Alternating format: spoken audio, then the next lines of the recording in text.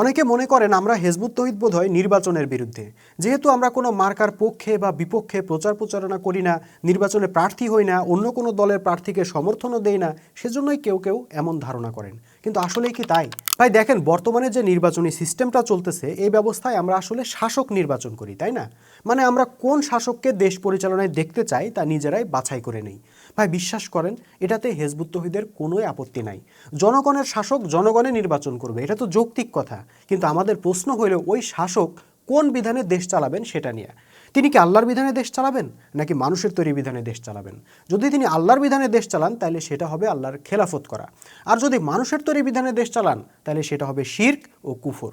সমস্যা হইল, আমাদের দেশে এখন আল্লাহর বিধান প্রতিষ্ঠিত নাই, মানুষের তৈরি বিধান প্রতিষ্ঠিত।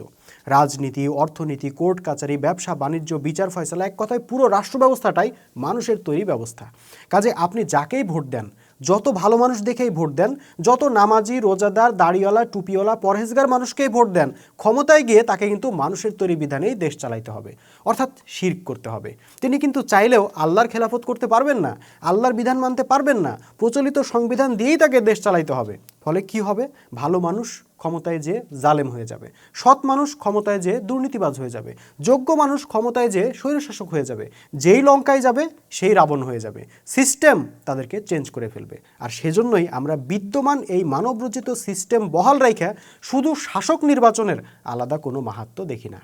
তবে হ্যাঁ, এটা যদি শাসক বাছাইয়ের নির্বাচন না হইয়া সিস্টেম বাছাইয়ের নির্বাচন হইতো এবং সেখানে একদিকে আল্লাহর বিধান আরেকদিকে মানবরচিত বিধানের অপশন থাকতো, তখন সেইটা হইতো সত্যিকারের নির্বাচন।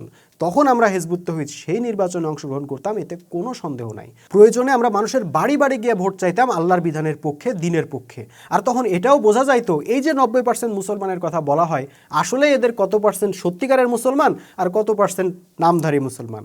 কারণ কোনো মুসলমান কখনো আল্লাহর বিধানকে বাদ দিয়ে মানবরচিত বিধানের পক্ষে সমর্থন দিতে পারে না, একমাত্র কাফিররাই সেটা পারে।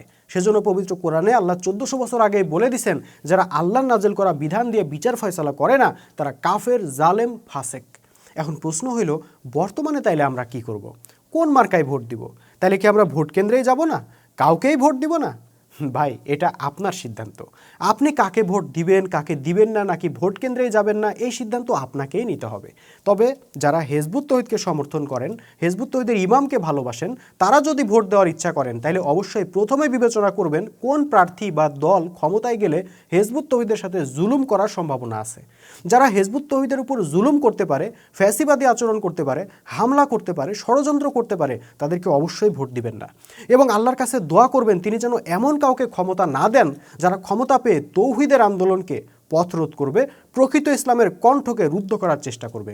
আর হ্যাঁ, অবশ্যই এটাও মাথায় রাখবেন, যেহেতু এই নির্বাচনটা হচ্ছে পুরোটাই মানবরচিত বিধানের আন্ডারে, কাজে এই নির্বাচনে ইসলামের কিন্তু কোনো মার্কা নাই। কেউ যদি বলে নির্দিষ্ট কোনো মার্কাতে ভোট দিলে সেই ভোট আল্লাহ রসুল পাবে, জান্নাতের টিকিট হবে, তাইলে সেটা বিশ্বাস করার কোনোই কারণ নাই।